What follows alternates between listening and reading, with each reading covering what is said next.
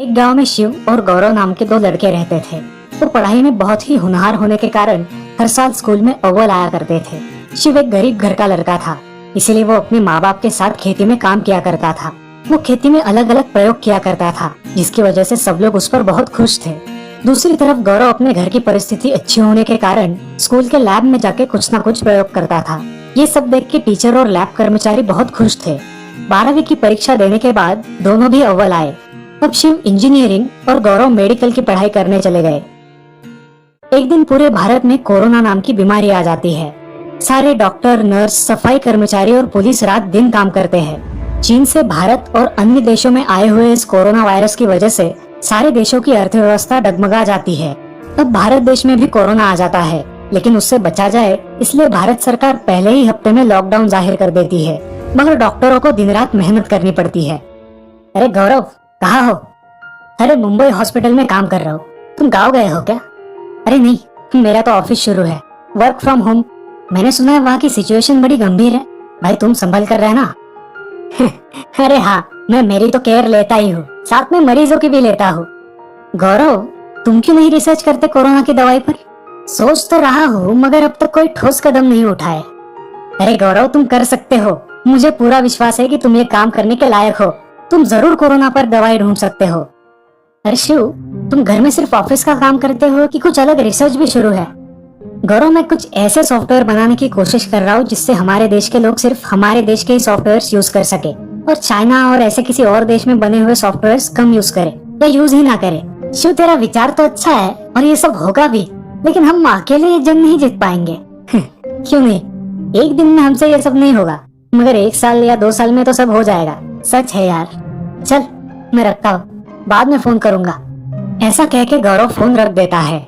शिव की बात उसके मन में घर कर जाती है। वो दिन में मरीजों की सेवा करता और रात में कोरोना की दवा बनाने में जुट जाता था। उसका जज्बा देखकर सारे पुराने डॉक्टर और नए डॉक्टर भी अपना कौशल्य आजमाते हैं। आखिर वो एक दवा बना लेते हैं और उनके हॉस्पिटल के मरीजों पर उसका टेस्ट करवाते हैं। मरीजों पर उसका अच्छा प्रभाव होने के कारण मरीज जल्दी ठीक हो जाते हैं। मुंबई में कोरोना पेशेंट्स की संख्या बहुत बढ़ जाने के कारण उस औषध का उत्पादन बढ़ाना चाहिए था। अरे गौरव, हमें ये दवाई बनाने में बहुत समय लगेगा। आज कोरोना मरीजों की संख्या देख के हमें उत्पादन बढ़ाना चाहिए और इसका टेस्ट सैंपल भी चेक करवाना चाहिए। मगर आज के लॉकडाउन में हम किससे बोल सकते हैं? सभी डॉक्टर तो काम कर रहे हैं और ये काम करने के लिए प्रशिक्षित डॉक्टरों की और फार्मा के लोगों की आवश्यकता होगी। सही कहा गौरव, मगर हमें अब पढ़े लिखे डॉक्टरों और फार्मासिस्ट को हायर करना होगा, उनको सैलरी भी देनी होगी। ठीक है सर, हम कर लेंगे। ऐसा कह के गौरव अपने काम में लग जाता है। वो कुछ नए डॉक्टरों को लेके दवाई तैयार कर लेता है। उधर शिव भी अपना सॉफ्टवेयर बना लेता है और लॉन्च भी कर देता है। वो जनता से आह्वान करता है कि भारतीय वस्तुओं का ही उपयोग करे। गौरव शिव को फोन करता है। शिव, मैंने कोरोना की दवा बना ली है, अब ये कोरोना जल्द ही खत्म होगा। सच गौरव, तुम सच कह रहे हो? ये तो बड़ी खुशी की बात है। हाँ शिव, सच में मन को बहुत तसल्ली हुई। मैंने ये दवा बना ही ली। तुम्हारा सॉफ्टवेयर बन गया क्या? हाँ गौरव, बना तो लिया, मगर जनता इसका उपयोग करेगी कि नहीं पता नहीं। अरे जनता क्यों नहीं उपयोग करेगी? जरूर करेगी, देखना तुम। ऐसा कह के दोनों फोन रख देते हैं। दूसरे ही दिन न्यूज में डॉक्टर गौरव और नए इनोवेटर तथा इंजीनियर शिव का नाम सुर्खियों में आता है और वो दोनों रातों रात फेमस हो जाते हैं। अगले दिन उनका इंटरव्यू होता है। इंटरव्यू पर दोनों दोस्त एक दूसरे को देखकर बहुत खुश हो जाते हैं और गले लगते हैं। सर, आप दोनों एक दूसरे को जानते हो? हाँ, हम दोस्त हैं, वो भी बहुत अच्छे वाले। रिपोर्टर अपना इंटरव्यू शुरू करती है।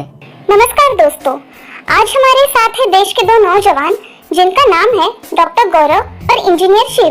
कोरोना की भयंकर महामारी पर डॉक्टर गौरव ने दवा ढूंढ ली है जिसकी जांच पड़ताल अभी शुरू है और इंजीनियर शिव ने एक ऐसा सॉफ्टवेयर बनाया है जिससे हमारे देश के युवा चीन का कोई भी ऐप यूज ना कर सके। तो चलिए हम इंजीनियर शिव से पूछते हैं कि उनका इंस्पिरेशन कौन है। मेरा इंस्पिरेशन है सोनम वांगचुक। वो भारत को स्वावलंबन की ओर ले जाना चाहते हैं। उनकी एक बात है कि वो कभी भी चीन का या किसी और देश का कोई भी सामान इस्तेमाल नहीं करते। वो खुद एक सीधा साधा जीवन बिताने में विश्वास रखते हैं। भारत की जनता खुद का सब कुछ बना सकती है, जैसे कि दवा, मोबाइल के एप्स, लैपटॉप, सॉफ्टवेयर्स, ये सारी चीजें हम खुद बना सकते हैं, मगर उनके लिए हमें थोड़ा समय लगेगा। हमें जीवन भर किसी और देश पर निर्भर नहीं रहना चाहिए। हमें स्वदेशी का इस्तेमाल करना चाहिए। इससे हमारे देश के नौजवानों को रोजगार मिलेगा, व्यवसाय के नए अवसर मिलेंगे और इसी से हमारी अर्थव्यवस्था भी सुधरेगी। हाँ, शिव की ये बात तो सच है, जीवन भर हम किसी देश पर निर्भर नहीं रह सकते। हमें स्वदेशी का इस्तेमाल बढ़ाना ही चाहिए। सच कहा सर आपने। शिव सर, आप कुछ बताना चाहेंगे हमारे दर्शकों को? मैं कुछ ज्यादा नहीं बोल सकता हूँ, मगर भारत की जनता अगर ये नीचे दिए हुए नियम फॉलो करे तो हमें महासत्ता बनने से कोई नहीं रोक सकता। वो नियम कौन से है सर, आप हमें बताएंगे? पहला, चीनी मोबाइल ऐप 8 दिन के अंदर अपने मोबाइल से डिलीट कर दे। दूसरा, चीन के सॉफ्टवेयर्स 1 साल के अंदर बदल डालने हैं। तीसरा, चीन के किसी भी उत्पाद को ना खरीदे। चौथा, स्वदेशी वस्तु अपनाए।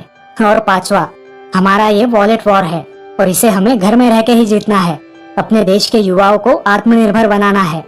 गौरव सर, आप क्या कहना चाहेंगे जनता से? मैं जनता से कहना चाहूंगा कि कोरोना से डरने की कोई जरूरत नहीं है, मगर सावधानी तो हमें बरतनी ही चाहिए। हमने दवाई निकाल ली है, उसकी जांच भी हो रही है। अगर टेस्ट सक्सेसफुल हो गए तो हमारे पास पहली कोरोना की दवाई होगी। और एक बात, शिव ने जो भी बताया है उसका मैं समर्थन करता हूँ। स्वदेशी का इस्तेमाल तो करना ही चाहिए। भारत एक महासत्ता जरूर बन सकता है। शिव सर और गौरव सर, आप दोनों ने हमारा मार्गदर्शन किया है, इसीलिए आपका धन्यवाद। और मैं आपसे विदा लेना चाहूंगी। धन्यवाद। ऐसा कहकर उनका इंटरव्यू खत्म हो जाता है। तब दोनों दोस्त बाहर आते हैं और खुशी के मारे एक दूसरे का आलिंगन करते हैं। तो दोस्तों, इस कहानी से हमें ये सीख मिलती है कि हमें हमारे देश के उत्पादनों को प्राधान्य देना चाहिए, जो हमारे देश की उन्नति में सहायक होगा।